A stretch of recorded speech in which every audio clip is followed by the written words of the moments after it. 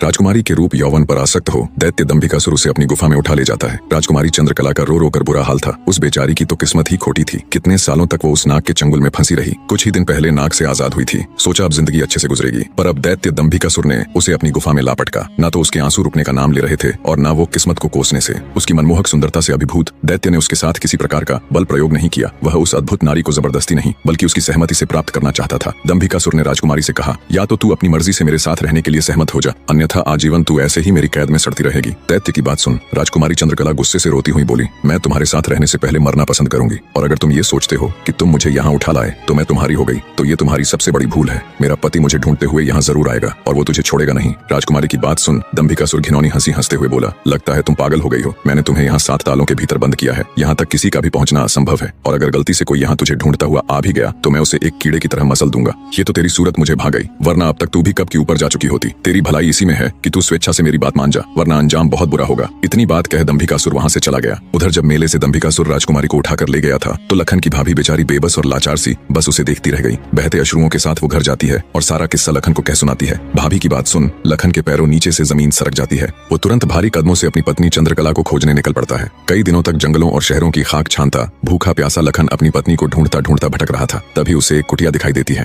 थका हारा लखन जब कुटिया के अंदर जाता है तो उसे अंदर एक साधु बाबा दिखाई देते हैं। लखन उनको प्रणाम कर वहीं बैठ जाता है। लखन की हालत देख महात्मा जी ने पहले उसे अच्छे से जलपान कराया और फिर बोले, बेटा तुम कौन हो और यहाँ जंगलों में क्यों भटक रहे हो। तब लखन महात्मा जी को अपनी सारी व्यथा कह सुनाता है। लखन की सारी दास्तान सुन महात्मा जी बोले, बेटा तुम जिस राक्षस की बात कर रहे हो उसका नाम दैत्य दंभिकासुर है। वो जहाँ भी जाता है तबाही मचा देता है। आज तक उसे कोई भी परास्त नहीं कर पाया। जिसने भी उससे मुकाबला करने की कोशिश की वो पत्थर का बन गया। इसलिए मेरी सलाह मानो और वापस अपने घर लौट जाओ, इसी में तुम्हारी भलाई है। उसके पीछे जाकर क्यों अपने प्राण गंवाते हो। साधु की बात सुन क्षण भर के लिए लखन सन्न रह जाता है। थोड़ी देर बाद धड़कते दिल के साथ उठकर वो महात्मा जी के चरण पकड़ लेता है। उसकी आंखों में डर और साहस के मिश्रित भाव थे। बने रहे।